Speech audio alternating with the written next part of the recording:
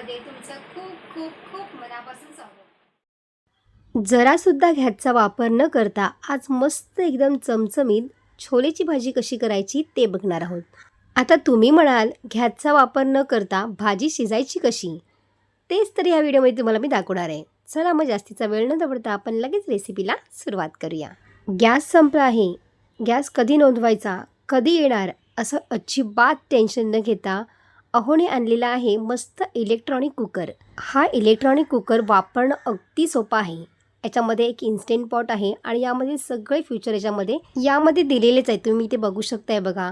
भात शिजवताना किती टायमिंग लागतो किंवा आपल्याला डाळ शिजवायची असेल, कडधान्य शिजवायचं असेल, यामध्ये केकसुद्धा बेक केला जातो। इतका छान आहे ना की बघता क्षणीच मला तो फार आवडलेला आहे। आणि या इलेक्ट्रॉनिक कुकरमध्ये अशा पद्धतीने हा इन्स्टंट पॉट आहे। या पॉटमध्येच आपल्याला सगळ्या भाज्या किंवा भात म्हणायचा याच्यामध्येच केला जातो। कमी जास्त प्रमाणामध्ये टायमिंग करायचं असेल तर सगळं ह्याच्यामध्ये आपला टायमिंगसुद्धा दिलेला आहे आणि त्यानुसार आपल्याला फक्त हे बटन दाबायचं आहे आणि आपल्याला हे बंद करून इलेक्ट्रॉनिक कुकर आपल्याला होऊ द्यायचं आहे। तुम्ही बघू शकता बघा। तर आता आपण छोलेची भाजी कशी करायची ते बघणार आहोत।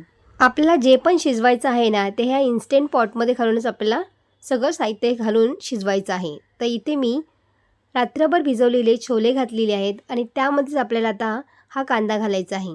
तर आता आपल्याला कसं ज्यावेळेस आपण गॅसवरती ठेवतो त्यावेळेला फोडणी देतो तर ते आपल्याला असं करता येत नाही। सगळं साहित्य आपल्याला याच्यामध्ये घालून आपल्याला कुकर लावून ही भाजी एकदम शिजल्या जाते। त्यामुळे आपलं कामसुद्धा पटकन तयार होतं आणि आपण ही भाजी शिजवतोय तीसुद्धा बिना तेलाचा जरासुद्धा वापर न करता आपण ही भाजी शिजवणार आहोत। तर इथे मी कांदा घातलेला आहे छोलेमध्ये, टोमॅटो घातलेला आहे, तेजपत्ता घातलेला आहे, काही मसालेसुद्धा घातलेले आहेत। त्यामध्ये इथे घेतलेलं आहे 2 मिरच्या मी घेतलेल्या आहेत। त्यानंतर इथे मी काळी मिरी पावडर घेतलेली आहे।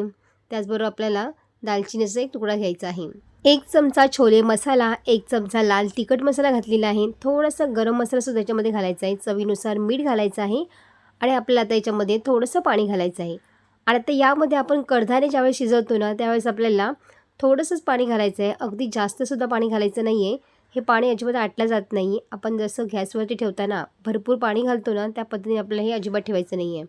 थोडं 1 इंच पाणी जर असेल ना तेवढं पाणी पुरेसं होतं। आता इथे आपण 15 मिनटासाठी टायमिंग लावून द्यायचं आहे। पण इथे आता बघा हा ऑन होत नाही आहे, याची वायर अशी पुरल्या जात नाही आहे। वायर खूप छोटी आहे तर ही पुरल्या जात नाही आहे। याची मी जागा इथे आता चेंज करून घेते। तर तुम्ही ते बघू शकता बघा, इथे जागा मी चेंज करून घेतलेली आहे।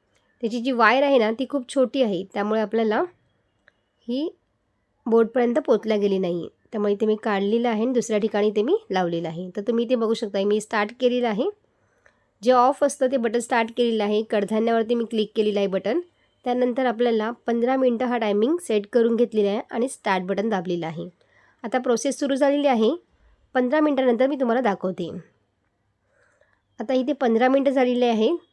कुकर आपल्याला गरम असताना जर तुम्हाला काढायचं असेल तर त्यावरती ना एक शिटी असते, तर शिटी आपल्याला ही काढू तुम्ही ते बघू शकता बघा। शिटी जी आहे ना ते आपल्या शिटीमधलं आपलं सगळं ही वाफ काढून घ्यायची आहे तरच आपल्याला कुकर खोलायचं आहे, नाहीतर अन्यथा ती खोलल्या जाणार नाही आहे।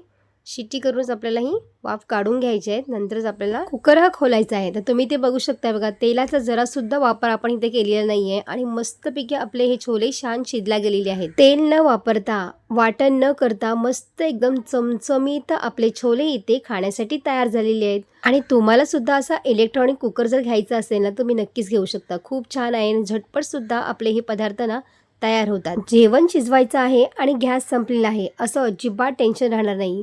तुम्ही सुद्धा नक्की ट्राय करून बघा। तर तुम्हाला आजची रेसिपी कशी वाटली मला नक्की कमेंट करून सांगा आणि रेसिपी आवडली असेल तर लाईक, शेअर आणि सबस्क्राईब करा। बाजूची बेल आयकॉन पण जरूर प्रेस करा, जेणेकरून जेव्हा पण मी नवीन व्हिडिओ अपलोड करेन त्याची सर्वात आधी नोटिफिकेशन तुम्हाला पाहायला मिळेल। पुन्हा भेटू अशाच एका नवीन रेसिपीमध्ये। तोपर्यंत मस्त खा आणि स्वस्त रहा।